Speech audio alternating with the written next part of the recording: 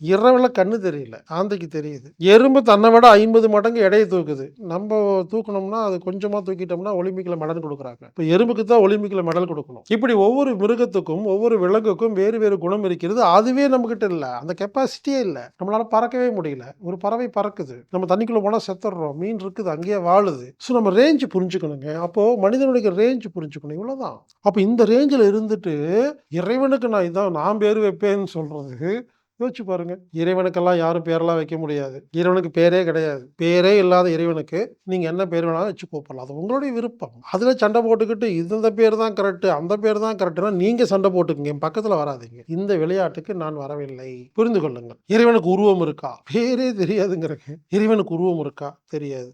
இறைவன் என்ன வேலை செய்றாரு?